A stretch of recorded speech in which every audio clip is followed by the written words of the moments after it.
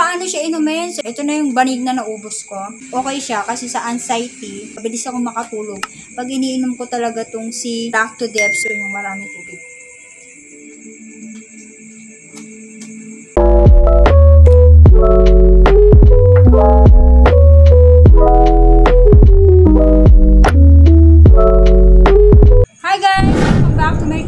Another day, another vlog. Today's videos, itong si Lactodep. So, ito muna yung ating i-vlog ngayon. Wala muna tayong i-vlog na pampaputi. Kung meron kayong acid reflux or GERD, so ito yung maire-recommend ko sa inyo, si Lactodep. So, pag-uusapan natin si Lactodep. Si Lactodep ay gamot sa acid reflux. So, nakadalawang banig na ako. So, 1 month ko na siyang naiinom. Meron pa naman siyang natitira. So, meron pa ditong apat na capsule pa. Ayan. Wala na siyang laman. Si Lactodep, guys, napakabisa nito gamot sa acid reflux. Kung meron kayong acid reflux. Kasi ako, guys, nung hindi pa ako umiinom ng Lactodep na to, sobrang hirap ko sa acid reflux ko. Sobrang nahirapan ako, guys. Hindi ko pa alam talaga noon na acid reflux na pala yung nangyayari sa akin. So, ikukwento ko sa inyo yung naranasan ko nung ako ay inaatake sa acid reflux ko. Sobrang hirap pag meron kayong acid reflux. So, papaliwanag ko muna sa inyo to. Buti na lang itong si Lactodep ay dumating at na-discovery ko itong si Lactodep.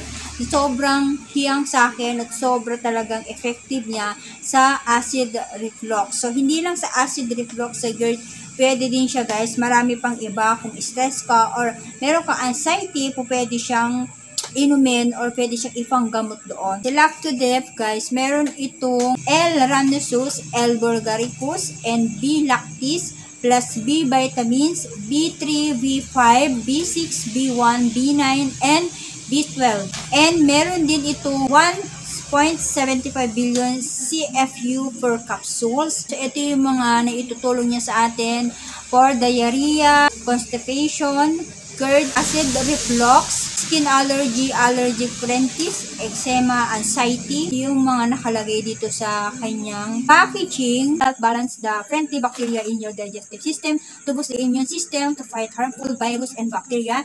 Next, help prevent and treat diarrhea by restoring the balance of bacteria in your gut and fight off unwanted pathogens. Next, help digestion and improve nutrients absorption.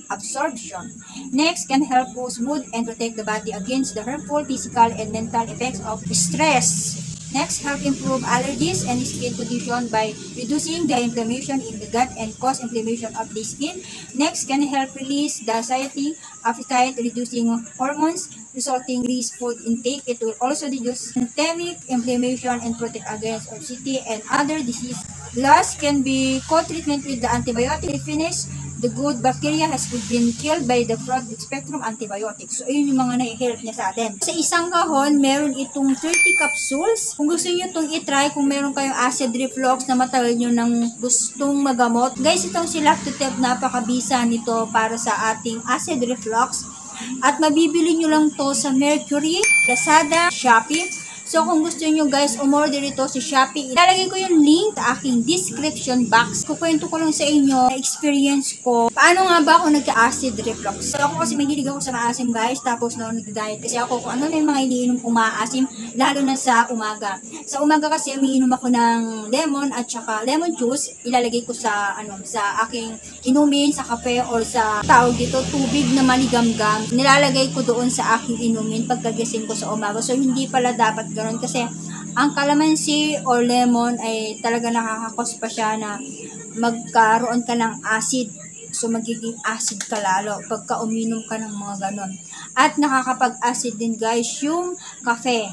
So, pag gising nyo sa umaga, kailangan minom muna kayo ng tubig na maligamgam and then magkape kayo. And then, after nyo magkape, uminom ulit kayo ng tubig para hindi kayo lalong magka-acid. Before, guys, sobrang hirap ko talaga. Nung hindi pa ako umiinom nitong si Lactodep, wala pa talaga akong iniinom. Hindi ko pa alam talaga na acid reflux na yung nangyayari sa akin. Sobrang hirap ng dinanas ko before.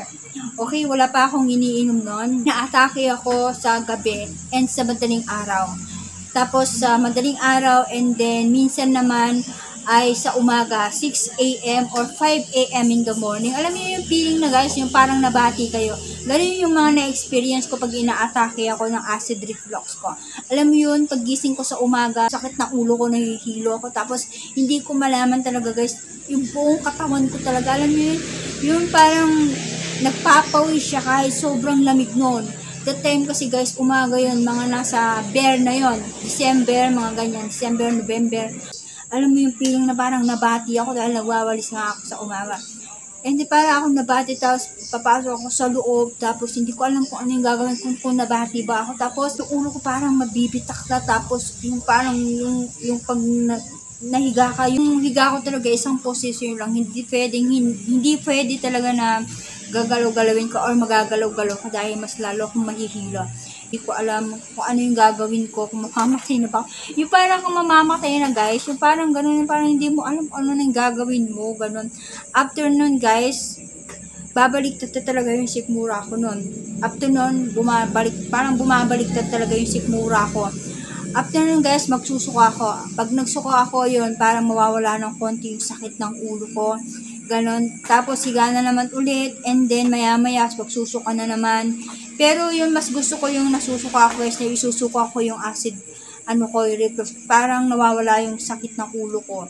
Pag naisuka ko na lahat yun, magiging okay na ako. Hindi na ako na yung sobrang sakit ng ulo mo, tas yung hilong-hilo ka talaga.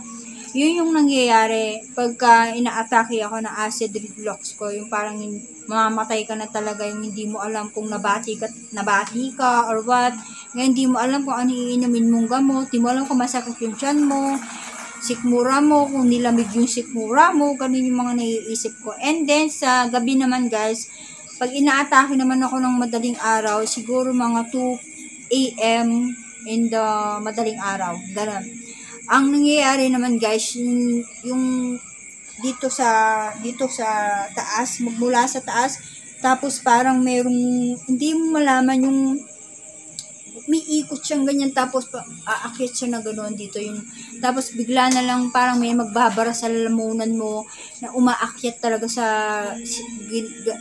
dito sa lalamunan nyo guys, yung lulunok ka, pag lumunok ka is parang merong malaking nakabara dyan sa lalamunan mo, gano'n yung nangyayari, hindi ka na makatulog nun dahil dun sa umiikot-ikot dito sa may sikmura mo. So tumataas siyang ganun. Hindi ako makatulog that time na yun guys.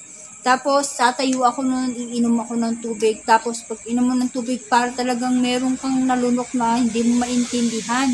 Para nakabara talaga siya guys. Tapos hindi pa rin siya matanggal. After ko uminom ng tubig, andun pa rin siya. Ayun na naman siya. Parang babaliktad din naman yung sikmura mo na ako. Sobrang hirap talaga guys nung hindi pa ako umiinom nitong si Lactodep. Sobrang laking tulong talaga nitong Lactodep na to dahil nakatulong talaga siya simula nang ininom ko to. Sobrang naginhawaan ako at hindi na ako talagang sinusumpo or inaatake na acid reflux ko. First, inom ko sa kanya, walang naging bad effect sa akin itong gamot na to. Sobrang sobrang effective niya, sobrang nakakagamot talaga to ng acid reflux guys. Ito, pwede to sa mga bata, 13 or 12 years old pataas. So, ayan, makakatulong sa inyo to, promise guys. I-try nyo to, sobrang effective niya. So, iinom tayo ngayon kasi tapos naman akong kumain. So, ang oras is 8 o'clock na.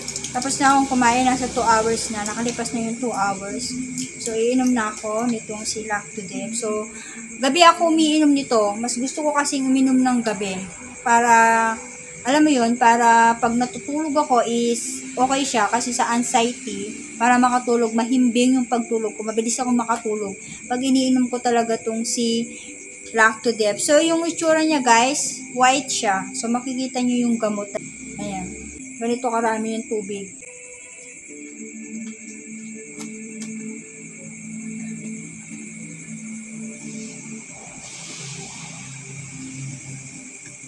Tapos yung kumain, after 2 hours, saka kayo uminom nitong gamot na to.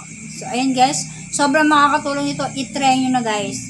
Si Lactodep, kung meron kayong acid reflux, huwag nyo nang patagalin yan, gamutin nyo na agad yan, inuman nyo na ng gamot. I-try nyo tong si Lactodep. Guys, thank you for watching.